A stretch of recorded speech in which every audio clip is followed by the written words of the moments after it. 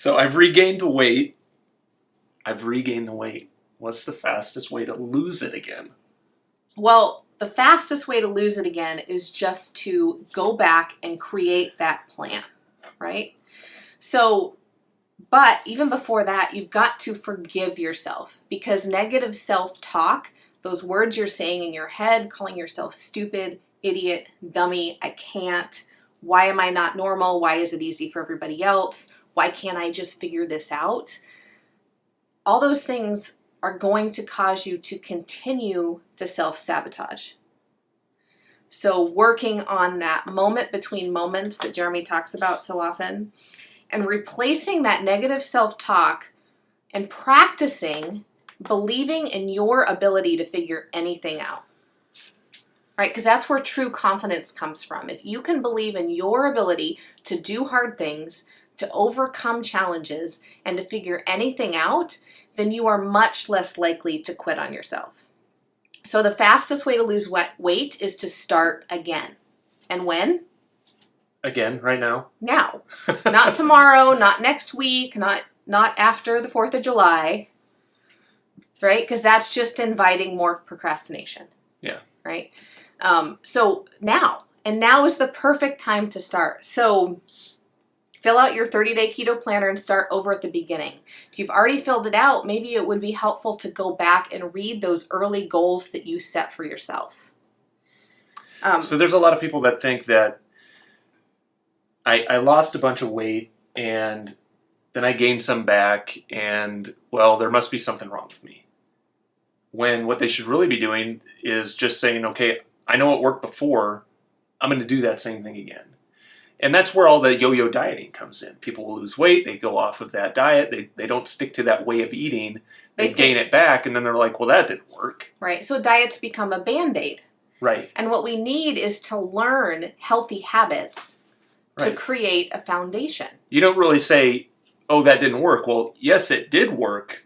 What didn't work is when you stopped. Right, going back to the old automated habits that are so ingrained in your brain.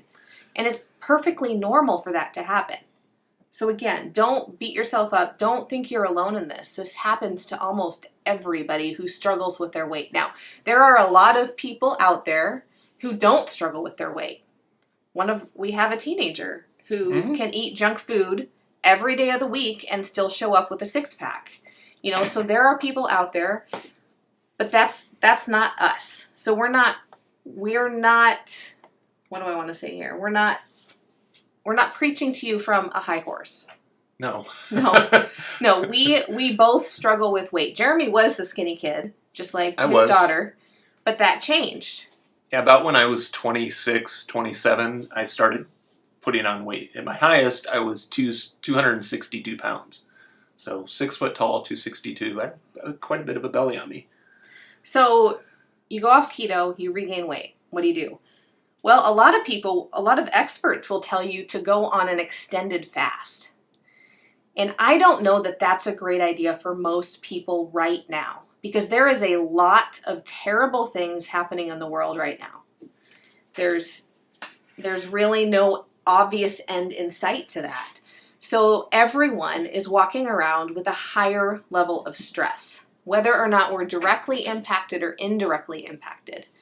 You know, so just being aware of that and knowing your own limitations. Now, if you've been doing extended fasting for years, maybe for spiritual reasons or for other health reasons, and you know that you're really good at it, you're comfortable with it, by all means, you can do an extended fast. So that would be 36 or more hours of fasting. All right, we'll just leave it at that. But if you've never done an extended fast before, and it sounds hard, and you deal with a lot of hunger, you deal with a lot of hormones and emotions, this probably isn't the best time to start with that. Yeah, I would say unless you're willing to completely unplug from all of this information out in the world right now, it's not a great idea to do something that's just going to add another stressor, because fasting is an additional stressor on the body. That's just the long and the short of it. Yeah, so the fastest way to lose the weight, again, is to go back to what was working. Yeah.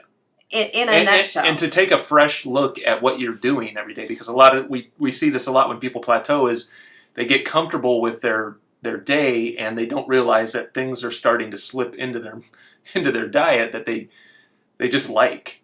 And it's happened to me. Like macadamia nuts are one of those things that I will just eat.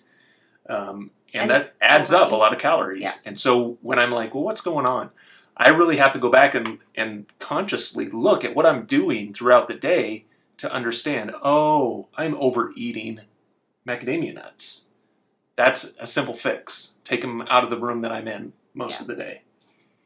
So the next thing is to kind of get comfortable with being uncomfortable, because you have to remind yourself that anytime your body is going to give up or release fat, it can be uncomfortable in the beginning. Now, keto is kind of infamous for being easy, but not all of us, me included, have zero hunger. I still have hunger, I still have cravings and desires to eat food.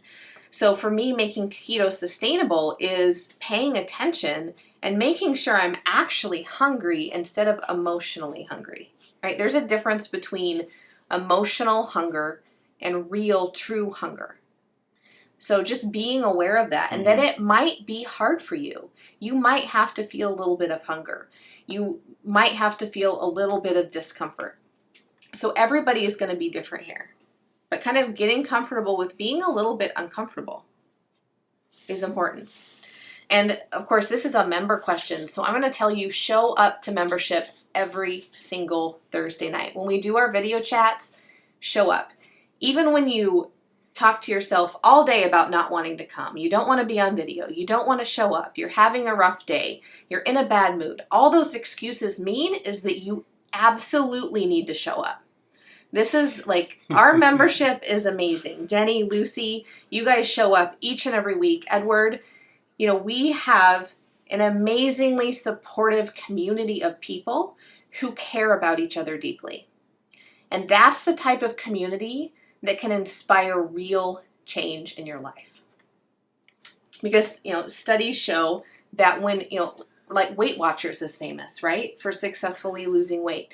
All these group clubs, gyms, CrossFit, right? Well, why are people successful? CrossFit's not unique. I mean, it's doing kind of some crazy exercises with some powerlifting. It's not for everybody. And it's not the actual exercises that do it. It's the community that makes CrossFit what it is. And your small gym. And I have a small gym it's not CrossFit, but it's very focused. And we all know each other by name, and we all work out with each other every single day. And when somebody's not there, we're like, well, where were you? Yes. Like, oh, I was on vacation. Oh, good. I hope you had a good time and found a way to work out, right? So it's community that really starts to build, and we're missing a lot of that now. Yes, especially with the social distancing. We need that community. And when we're doing something like keto, when we have big health goals, maybe you're trying to prevent future disease, or you're trying to treat a current disease or a new diagnosis, these communities are really powerful. And if ours isn't a good fit for you, find one that is, because there are dozens of keto membership communities that are excellent out there.